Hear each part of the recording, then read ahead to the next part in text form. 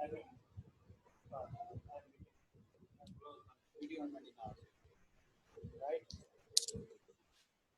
Student نہیں ہے.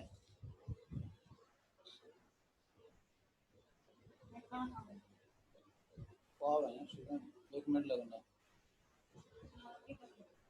پتہ لگا. اعوذ باللہ من الشیطان الرجیم. بسم اللہ الرحمن الرحیم. رب اشرح لي صدري ويسر لي امري واحلل عقدة من لساني يفقهوا قولي. بسم الله الرحمن الرحيم. الحمد لله رب العالمين الرحمن الرحيم مالك يوم الدين إياك نعبد وإياك نستعين اهدنا الصراط المستقيم صراط الذين أنعمت عليهم غير المغضوب عليهم ولا الضالين.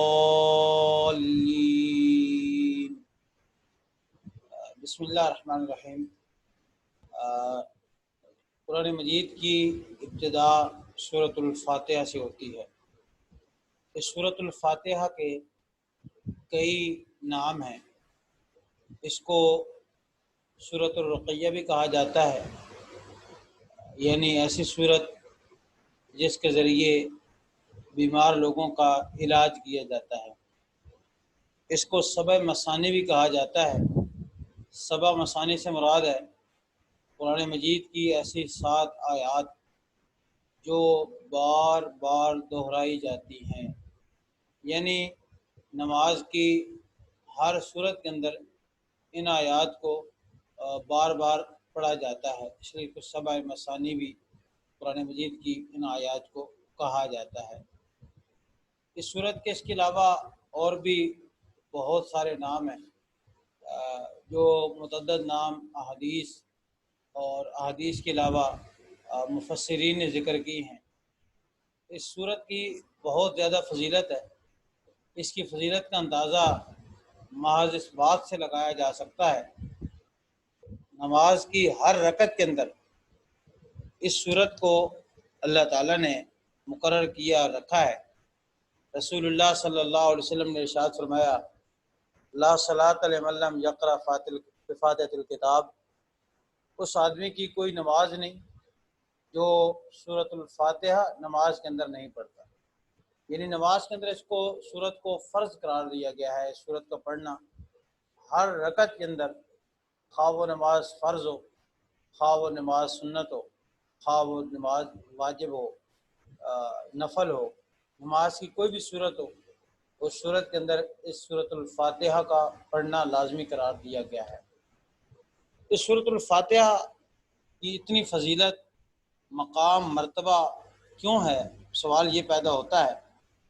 اس کی علماء نے متعدد وجوہات ذکر کی ہیں. ایک وجہ جو رسول اللہ صلی اللہ علیہ وسلم نے خود بیان فرمائی، حضرت ابو ہریرہ رضی اللہ تعالیٰ عنہ سے روایت آتی ہے.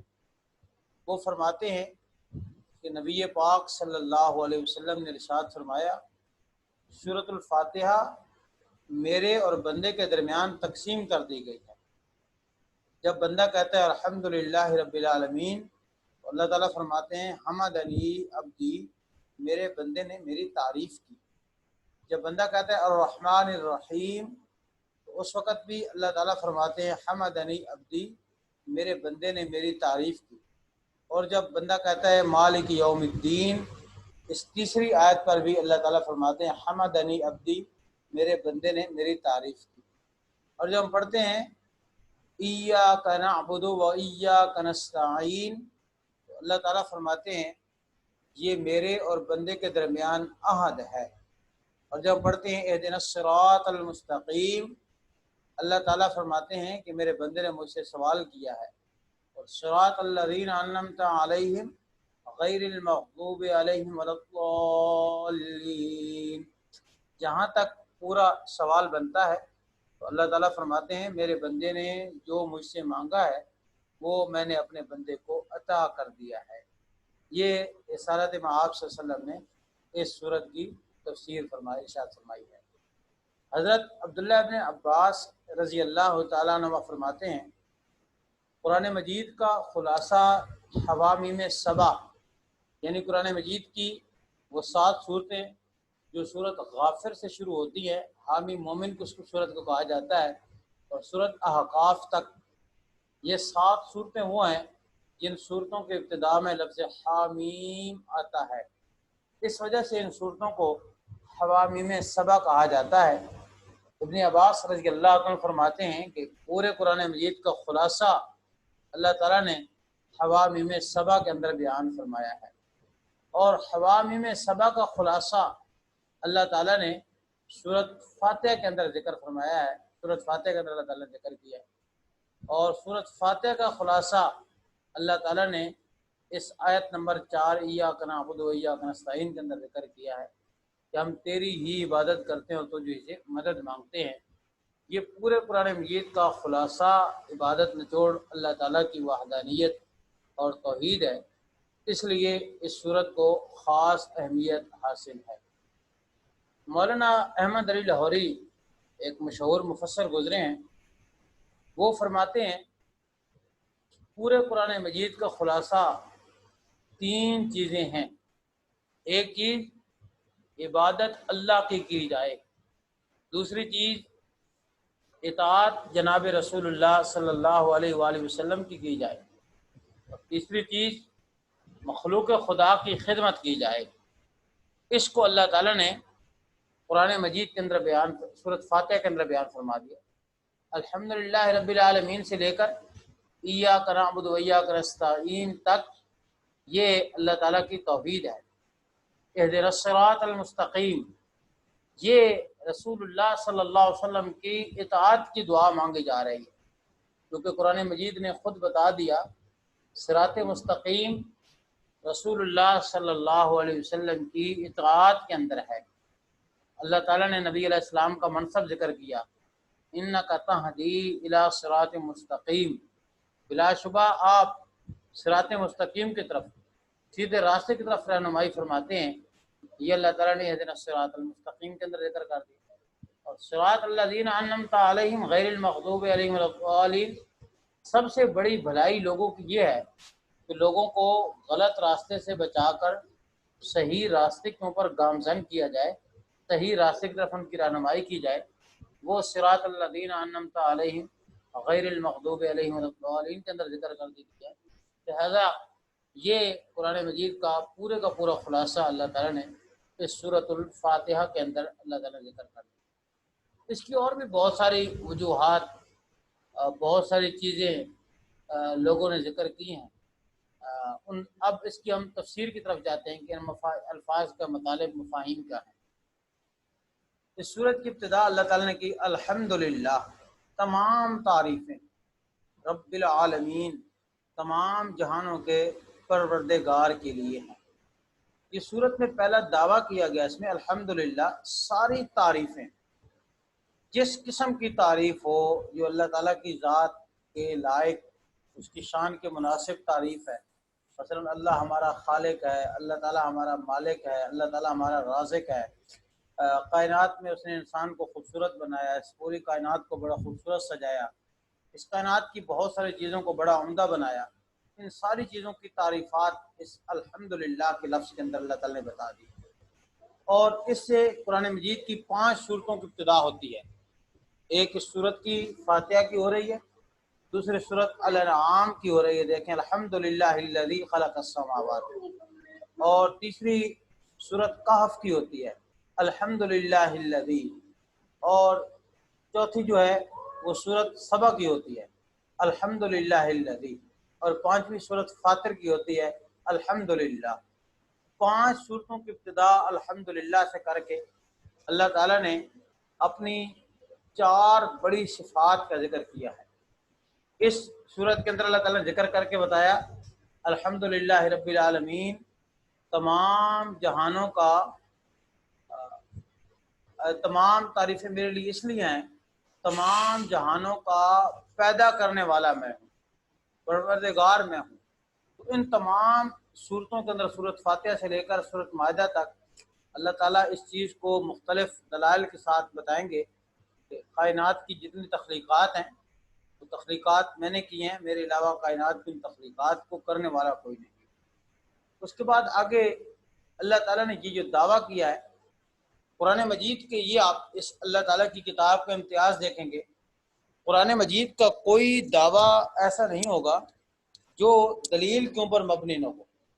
قرآن مجید کا ہر دعویٰ ایک دلیل اور دلیل کے اوپر مبنی ہے، اور وہ ایسی دلیل ہے جس کو ہر صاحب عقل آدمی، صرف مسلمان نہیں بلکہ ہر وہ آدمی جس میں عقل ہے، وہ جب قرآن مجید کی اس دلیل کو سنتا ہے تو قرآن مجید کی اس دلیل کو ماننے کے اوپر مجبور ہو جاتا ہے۔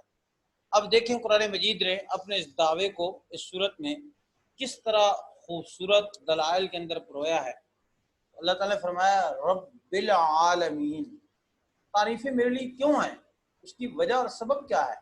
فرمایا وہ اس لیے میرے لیے ہے، تمام جہانوں کا پروردگار میں ہوں، تمام جہانوں کا رب میں ہوں، تعریفیں اس لیے میری ہے۔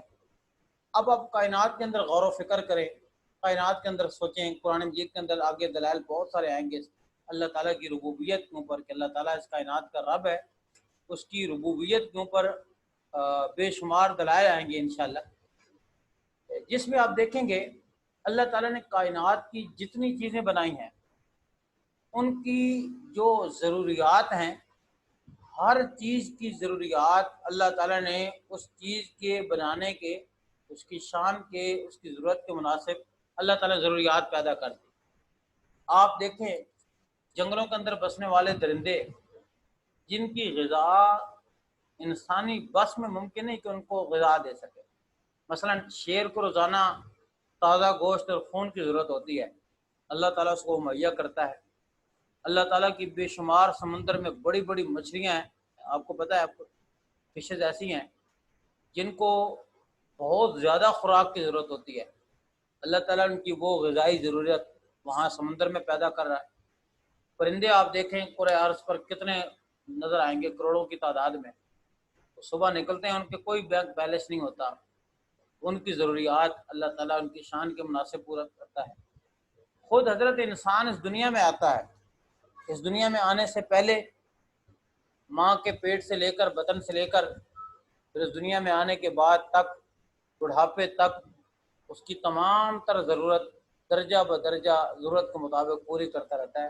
اس کو کہتے ہیں رب، جو انسان کی ہر لمحے پر، ہر مقام پر جو اس کو ضرورت ہو اس ضرورت کو پورا کرے، اس کو رب کہتے ہیں۔ تو فرمایا العالمین، پوری کائنات میں غور و فکر کریں، کتنی کائنات، یہ عالمین عالم کی جمع ہے جیسے ہم ڈسکس کیا تھا، اس کائنات میں کتنی بڑی وسیع تعداد میں اللہ تعالیٰ کے مخلوقات موجود ہیں، اور اس وسیع مخلوق جو اللہ تعالیٰ کی موجود ہے اس تمام مخلوق کی اللہ تعالیٰ فرماتے ہیں کہ میں ضرورت پوری کرتا ہوں۔ یہ فرمایا الحمدللہ رب العالمین، یہ پہلی دلیل ذکر کی، اللہ تعالیٰ کے لیے ساری تعریفیں ہیں، وہ اس لیے ہے کہ وہ تمام جہانوں کا پروردگار ہے، تمام جہانوں کا رب ہے، یہ اس کی تعریفیں ہیں۔ اب الرحمن الرحیم، یہاں پر ایک سوال کا جواب دیا گیا۔ سوال یہ ہے، ہم کائنات کے انسان جب نظام کے اندر غور و فکر کرتے ہیں، جب کائنات کے نظام کو دیکھتے ہیں، کائنات کے نظام کے اندر جن انسانوں کے پاس کچھ اختیارات ہوتے ہیں، جو انسان دوسروں کی ضروریات پوری کرتے ہیں، وہ تو ان پر بے پناہ ظلم بھی کرتے ہیں۔ آپ دیکھیں بادشاہ لوگوں کو نوازتے بھی ہیں، لیکن بادشاہ بعض اوقات غصے میں آ جاتے ہیں اور بہت سارے لوگوں کو نیست و نابود کر کے رکھ دیتے ہیں۔ بعض اوقات بادشاہ معمولی سی غلطی کی وجہ سے سخت ترین سزائیں دیتے ہیں۔ یہ انسانوں کی ہسٹری اور انسانوں کی تاریخ بتاتی ہے۔ رب العالمین کا کیا معاملہ ایسا ہوگا؟ تو ضروریات پوری کرتا ہے، معمولی نافرمانی کے اوپر بڑی کوئی سخت سزائیں دیتا ہوگا، یا اس نے احکامات ایسے نافذ کر رکھے ہوں گے جو انسان پورے نہ کر سکتے ہوں؟ فرمایا نہیں، الرحمن، وہ بڑا مہربان ہے، الرحیم، نہایت رحم کرنے والا ہے۔ مفسرین نے دو جملوں کی الگ الگ توجیحات ذکر کی ہیں۔ کہ الرحمن الرحیم کو کیوں ذکر کیا گیا؟ میں اس کی ایک توجہ یہ بیان کرتا ہوں کہ دراصل اللہ تعالیٰ نے اپنی بے پناہ رحمت، جس کا انسان تصور نہیں کر سکتا، اس بے پناہ رحمت کو بیان کرنے کے لیے اور انسانوں کو بے پناہ تسلی دینے کے لیے یہ دو کلمات تکرار کے ساتھ ذکر کی۔ جیسے ماں اپنے بچے کو یا کوئی شفیق باپ اپنے بیٹے کو بعض اوقات تسلی دینے کے لیے اور اس کو ایک بات کو سمجھانے کے لیے کہ میں تیرا خیر خواہ ہوں، تو بار بار ایک کلمے کا تکرار کرتا ہے، دہراتا ہے۔ اللہ تعالیٰ جو ماں باپ سے زیادہ انسانوں سے محبت کرنے والا ہے، تو وہ اس جملے کو الرحمن الرحیم دو جملوں کے اندر ذکر فرماتا ہے۔ اللہ تعالیٰ کی رحمت بے پناہ حضرت انسان کے اوپر ہے۔ وہ انسان ایک مرتبہ ندامت کے دو آنسو لے کر آئے، اس کی بارگاہ میں بہائے، وہ حضرت انسان کے سارے گناہ معاف کر دے گا۔ اس قدر وہ الرحمن الرحیم ہے۔ ایک توجہ اس کی یہ ہے۔ دوسری توجہ مفسرین الرحمن الرحیم کی یہ بیان کرتے ہیں، دنیا کے اندر انسان جب آتا ہے تو دو قسم کی رحمت سے اس کو واسطہ پڑتا ہے۔ ایک اس کی رحمت ماں کی ہوتی ہے، دوسری رحمت اس کے باپ کی ہوتی ہے۔ ماں چاہتی ہے میرے بیٹے کو کوئی تکلیف، کسی قسم کی کوئی پریشانی، کوئی مصیبت نہ پہنچے۔ وہ ہمیشہ اپنے بچے کا خیال رکھتی رہتی ہے، اپنے بیٹے کو ہمیشہ سہولیات فیسیلیٹیٹ کرتی رہتی ہے، جتنا زیادہ فیسیلیٹیٹ کر سکتی ہوتی ہے۔ ہمیشہ بڑے بڑے معاملات پر اپنے بچوں کے معاملات میں کمپرومائز کر جاتی ہے۔ ان کو اذیت، تکلیف، مصیبت، پریشانی میں ماں کبھی نہیں دیکھنا چاہتی۔ لیکن باپ بھی رحیم ہوتا ہے، لیکن باپ چاہتا ہے میرا بیٹا ذرا دنیا کی کوئی مشقتیں، تکالیف برداشت کرے، میری اولاد پریشانیوں کا سامنا کرے، اس کو دنیاوی طور پر اور پریشانیوں کا سامنا کر کے یہ ترقی کے راستے کے اوپر گامزن ہو جائے۔ اس لیے آپ دیکھتے ہیں ہاسٹل کا فیصلہ کرنا بچوں کے لیے کہ کسی دوسرے شہر کے اندر چھوڑا جائے، ان کو کتنا مشکل ڈیسیجن ہوتا ہے والدین کے لیے۔ یہ کبھی آپ والدین کے دل اگر آپ کو ایسا چیر کر دکھایا جا سکے اور آپ دیکھیں تو آپ حیران رہ جائیں کہ یہ فیصلہ والدین کتنی مشکل میں آ کر کرتے ہیں، اپنے بچوں کو شہر سے باہر دور بھیجا جائے۔ اب وہاں پر بہت سارے مسائل ہوتے ہیں، ماں کئی دفعہ اس پہ کہتی ہے نہیں گھر رہ کر پڑھ لے، لیکن باپ مشکل فیصلہ لیتا ہے کہ باہر جائے گا، کچھ سیکھے گا، پڑھے گا، آگے بڑھے گا۔ باپ بھی دراصل بیٹے کے ساتھ شفقت کرتا ہے، محبت کرتا ہے، لیکن اس کی شفقت میں تھوڑی سختی ہوتی ہے، اور وہی سختی انسان کو کامیابی کی طرف لے کر جاتی ہے۔ اور ماں کی شفقت اور ماں کی دعائیں اور ماں کی رحمت ہمیشہ انسان کے لیے دل کی تسلی کا باعث بنتا رہتا ہے۔ اللہ تعالیٰ فرماتا ہے الرحمن، میں بھی ماں سے زیادہ محبت کرنے والا ہوں، اس لیے جو میں نے جنت تمہارے لیے تیار کی ہے، جس طرح تمہاری ماں کی حسرت ہے کہ تمہیں کوئی تکلیف نہ پہنچے اور دنیا کی ہر نعمت تم کو میسر ہوتی رہے، وہاں پر میں نے یہ سسٹم بنا رکھا ہے۔ وَلَكُمْ فِيهَا مَا تَشْتَهِي أَنفُسُكُمْ وَلَكُمْ فِيهَا مَا تَدَّعُونَ، تمہارے لیے ہر وہ چیز ہوگی جس کی تم خواہش کرو گے، ہر وہ چیز تم کو مل جائے گی جس کا تم دعویٰ اور مطالبہ کرو گے، دل میں خواہش پیدا ہوگی۔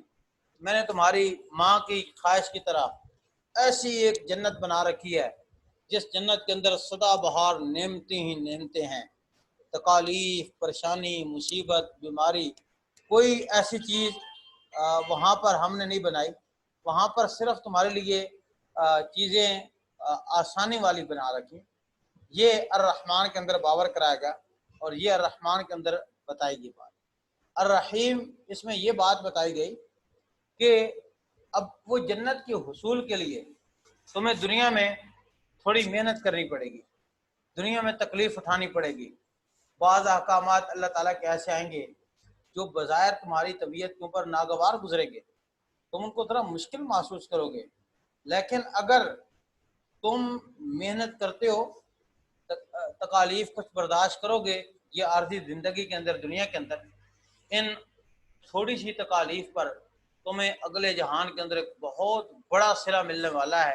اس لیے الرحمن کے اندر جو رحمت بیان کی گئی ہے، یہ باپ والی رحمت بیان کی گئی۔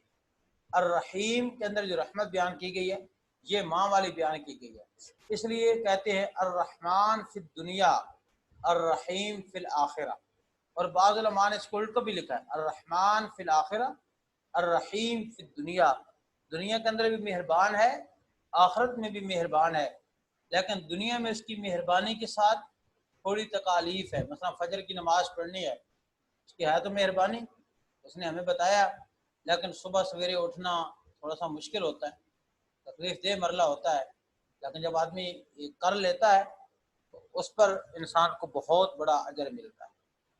تیسری آیت فرمائی مالک یوم الدین، مالک ہے یوم دن، الدین اس کے کئی معنی آتے ہیں، یہاں دین بمعنی جزا ہے، جزا کے دن کا مالک ہے، مراد ہے قیامت کے دن کا مالک ہے۔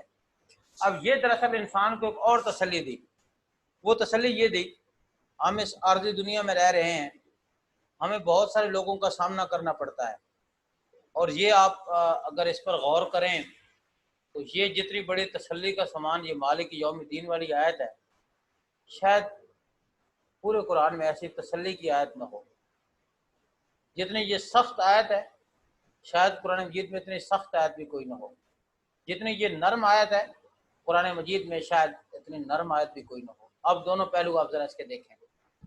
پہلا پہلو یہ ہے، دنیا میں انسان کا واسطہ مختلف لوگوں کے ساتھ پڑتا رہتا ہے، رشتہ داروں کے ساتھ واسطہ پڑتا ہے، بہن بھائیوں کے ساتھ واسطہ پڑتا ہے، کاروباری معاملات کے اندر دیگر لوگوں کے ساتھ واسطہ پڑتا رہتا ہے۔ انسان کی زندگی جیسے جیسے آگے بڑھتی ہے، انسان کی دنیا میں بہت سارے لوگوں کے ساتھ واسطے تعلقات بنتے رہتے ہیں۔ اب عام طور پر دنیا کی زندگی میں یہ ہوتا ہے، ہر انسان دوسرے انسان کو دھوکہ دینے کے چکر میں ہے، تکلیف دینے کے چکر میں ہے، پریشان کرنے کے چکر میں ہے۔ آپ بازار جاتے ہیں، آپ کو خالص چیزیں نہیں ملتی، آپ رکشہ کرائے پہ کراتے ہیں، وہ آپ سے دھوکہ دہی کرتا ہے۔ اب انسان پریشان ہو جاتا ہے، مولا میرے ساتھ لوگ زیادتی کر رہے ہیں، یہ میرا کیا بنے گا؟ تو اللہ تعالیٰ نے یہاں پر یہ تسلی دی مالک یوم الدین، آپ پریشان بالکل مت ہوں، آپ کو کسی نے گالی دی، آپ کے خلاف کسی نے غیبت کی، آپ کے خلاف کسی نے پروپیگنڈا کیا، آپ کا مال ناجائز اور غلط طریقے سے کسی نے ہتھایا، یہ سب آپ کے لیے بینک بیلنس ہے، آپ کو تو خوش ہونا چاہیے۔ یہ بینک بیلنس ایسا ہے، آج نہیں تو کل قیامت کا دن آنے والا ہے، اس قیامت کے دن میں آپ کو اس سب کا ہم بدلہ لے کر دیں گے، آپ کو جزا ملے گی۔ یہ چیز مسلمانوں کو سمجھ آ جائے، اللہ کرے ہمیں یہ چیز سمجھ آ جائے، تو یہ چیز کائنات کی سب سے بہترین چیز یہ کائنات کی بن جاتی ہے، انسان کی آدھے سے زیادہ ٹینشن ختم ہو جاتی ہے۔ ہماری آدھی ٹینشن اس لیے ہیں فلاں نے یہ کہہ دیا، فلاں نے یہ کہہ دیا۔ حدیث شریف میں آتا ہے رسول اللہ صلی اللہ علیہ وسلم سے پوچھا گیا، آپ علیہ السلام نے پوچھا مل مفلس، غریب کون ہے؟ صحابہ نے کہا یا رسول اللہ جس کے پاس درہم دینار نہ ہو وہ مفلس ہے۔ آپ نے فرمایا نہیں، غریب وہ آدمی ہے جو قیامت کے دن اللہ کی بارگاہ میں آئے اور بے شمار مال و دولت اللہ تعالیٰ کی بارگاہ میں لے کر آئے، لیکن کسی کو اس نے غیبت کی ہوگی، کسی کا مال کھایا ہوگا، کسی کا کیا کیا ہوگا، وہ سارا مال لے کر اللہ تعالیٰ دیگر لوگوں میں، اس کے نیک اعمال دیگر لوگوں میں تقسیم کرتا جائے گا، یہاں تک کہ وہ جو ڈھیروں نیکیاں لایا تھا کما کر، ڈھیروں نیکیاں ضائع ختم ہو جائیں گی، اس کے پاس کچھ بھی نہیں بچے گا، بلکہ وہ لوگوں کو ڈھیروں گناہ لے کر جائے گا۔ فرمایا مفلس یہ بنیادی وجہ تھی، یہ نظریہ تھا جو رسول اللہ صلی اللہ علیہ وسلم نے صحابہ میں پیدا کر دیا۔ آخرت میں آپ کو اجر ضرور ملے گا، کوئی آپ کے ساتھ برائی کرتا ہے، کوئی آپ کے خلاف گالی دیتا ہے، کوئی ایسا کرتا ہے تو آپ پریشان نہ ہوں، اللہ تعالیٰ آخرت میں آپ کو اجر ضرور دے گا۔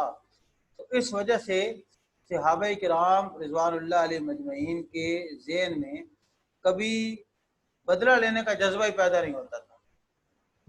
رسول اللہ صلی اللہ علیہ وسلم نے یہ تربیت کر دی تھی، آپ معاف کریں گے اللہ تعالیٰ آپ کو اس کا بہترین عمل بدل عطا فرمائے گا۔ تو صحابہ کرام کے اندر معافی کا جذبہ بہت زیادہ تھا، تو یہ اس اعتبار سے آیت تسلی ہے مالک یوم الدین، یہ انسان کو دنیا کی آدھی سے زیادہ ٹینشن سے فارغ کر دیتی ہے۔ مثلا آپ سے کسی نے زیادتی کی، غلط طریقے سے پیسے اٹھائے، ظاہر تھوڑا سا مشکل ہوتا ہے، پریشانی ہوتی ہے، لیکن جب آدمی کا یہ کنسیپٹ ہو، یہ بلیو ہو، اس پر یقین ہو پختہ، کوئی بات نہیں، یہ مجھ سے لے لے، کل قیامت کے دن اللہ کی بارگاہ میں سے لے لوں گا ضرور، اور قیامت ضرور آنے والی ہے، انسان کی ٹینشن ختم ہو جاتی ہے۔ اس میں یہ ایک تسلی دی گئی، مالک یوم الدین۔ اب سخت آیت اس طرح ہے یہ کہ اگر انسان اس کو دوسرے زاویے سے دیکھے کہ میں اگر کسی کے ساتھ کوئی برائی کروں گا تو میری برائی کا کل مجھ کو بدلہ اللہ کی بارگاہ میں ضرور ملے گا، سزا ضرور ملے گی۔ میں کسی کے غلط 1 روپیہ بھی کھاؤں گا، کل اللہ کی بارگاہ میں وہ مجھ کو لٹانا پڑے گا، اور وہاں پر پیسے تو نہیں ہوں گے، وہاں پر تو ہمارے پاس جو ہے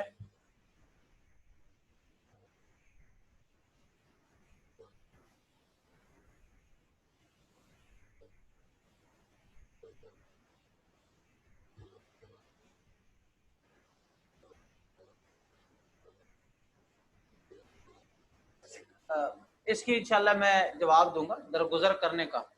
یہ آگے پورا اسلام اس کا کنسیپٹ دے گا، درگزر کرنے کے کیا مسائل ہیں اور رسول اللہ صلی اللہ علیہ وسلم کی تربیت کیا ہے۔ چلیں، یہ بڑا اچھا سوال آ گیا، اس کو میں تھوڑا سا ڈسکس کرتا ہوں، لیکن پہلے میں مالک یوم الدین کا دوسرا پہلو میں عرض کر دوں۔ تو انسان کے ذہن کے اندر جب یہ بات ہو کہ کل قیامت آنے والی ہے، وہاں ہر چھوٹے بڑے عمل کا مجھ کو بدلہ دینا پڑے گا، مجھ کو اس کے جواب دہ ہونا پڑے گا، تو یہ جواب دہی کا جو تصور ہے یہ انسان کو ڈرا دیتا ہے۔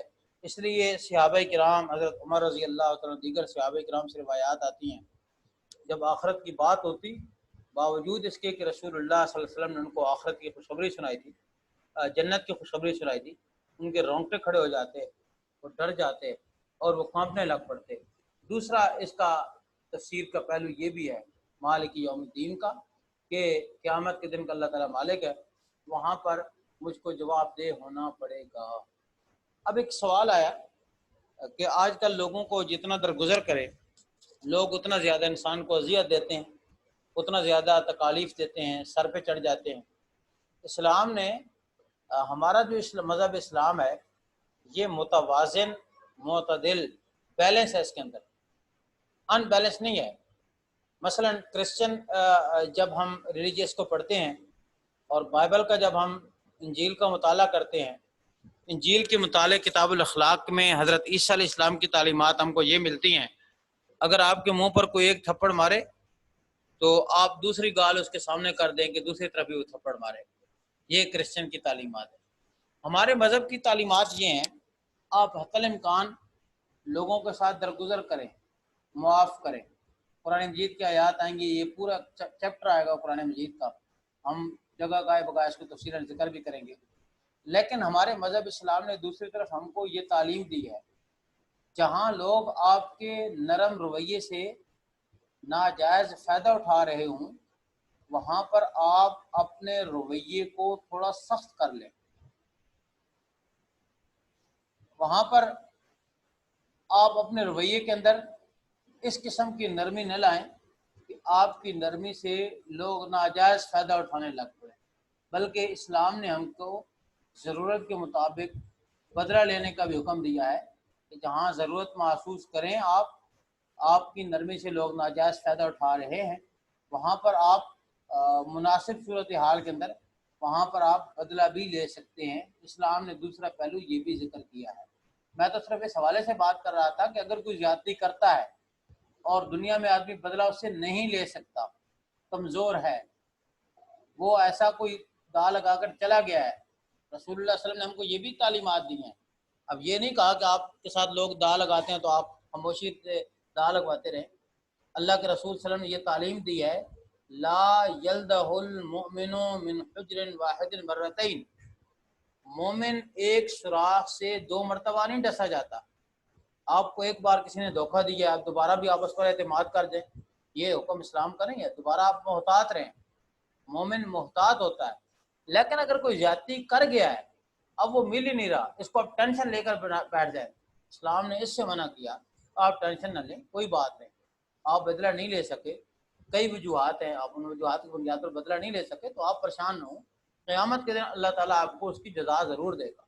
لیکن اگر آپ لے سکتے ہیں اور اس کا کوئی آپ سد باب کر سکتے ہیں تو وہ مختلف صورتحال میں مختلف انداز میں وہ ہوتا ہے، تو آپ وہاں پر اگر مناسب سمجھتے ہیں کہ بدلہ لیں تو زیادہ مناسب ہے تو آپ وہاں پر بدلہ لے لیں۔ یہ ہماری آج کی کلاس تھی، یہاں تک ہم نے آج تفسیر کی ہے 3 آیات کی، اگلی آیات کی انشاءاللہ کل کی کلاس میں تفسیر ہوگی۔ اب ہم تھوڑا سا تلاوت کی طرف جاتے ہیں۔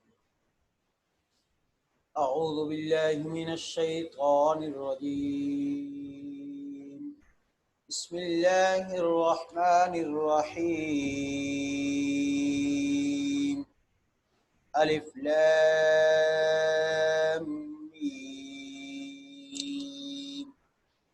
یہاں پر نہیں ڈلی، دوسرے قرآن مجید کے اندر اس پر مد ڈلی ہوتی ہے، اس مد کو مد متصل کہتے ہیں، اور 3 الف کی مقدار اس کو لمبا کر کے پڑھتے ہیں۔ الف لام میم، ذالک الکتاب لا ریب فیہ ھدی للمتقین۔ کتاب، یہ کاف یہ بریک آتا ہے، کتاب بھی بریک پڑھتے ہیں، اس زال کو بھی بریک پڑھتے ہیں، اس کاف کو بھی بریک پڑھتے ہیں، اور یہ قاف متقین کا اس کو موٹا کر کے پڑھتے ہیں۔ ذالک الکتاب لا ریب فیہ ھدی للمتقین الذین یؤمنون بالغیب ویقیمون الصلاة ومما رزقناہم ینفقون۔ الصلاة، صاد پڑھتے ہونٹ گول ہوتے ہیں، یقی قاف موٹا پڑھتے ہیں، ومما میم مشدد نون مشدد یہاں پر غنہ کرتے ہیں، غنہ کہتے ہیں ایک الف کی مقدار آواز کو نا کے اندر رکھنا۔ وَمِمَّا رَزَقْنَاهُمْ يُنْفِقُونَ، نون ساکن کے بعد اگر حروف واول حروف نہ آئیں، واو الف یا، تو بھی غنہ کرتے ہیں۔ ينفقون والذین یؤمنون بما انزل الیک وما انزل من قبلک وبالآخرة هم يوقنون أولئك على هدى من ربهم وأولئك هم المفلحون۔ یہ 5 آیات آج کی آپ کے قرات کی ہیں، ان کو آپ پڑھیں گے، پڑھنے کے بعد ریکارڈ کر کے آپ مجھے بھیجیں گے، اور پھر اس کا میں انشاءاللہ آپ کو رپلائی کر دوں گا، جہاں کوئی چھوٹی موٹی مسٹیک ہوئی انشاءاللہ اس کی بھی وضاحت کر دوں گا۔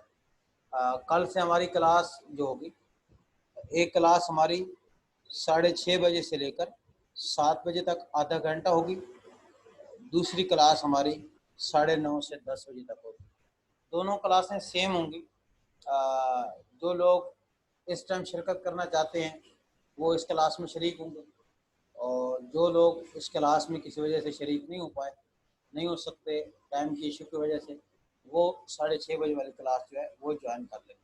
انشاءاللہ کل سے ہم دونوں کلاسیں چلیں گے، جو ہم پہلی کلاس میں پڑھیں گے اسی سبق کو رپیٹ کریں گے اس کلاس کے اندر، لیکن تھوڑا شیڈول چینج ہوگا۔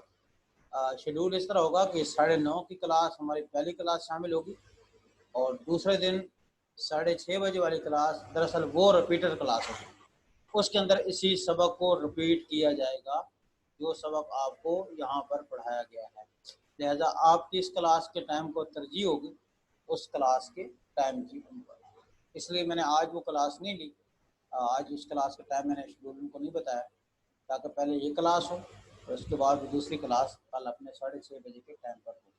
السلام علیکم ورحمۃ اللہ وبرکاتہ۔ اگر کسی کا کوئی سوال ہے تو پوچھ سکتے ہیں۔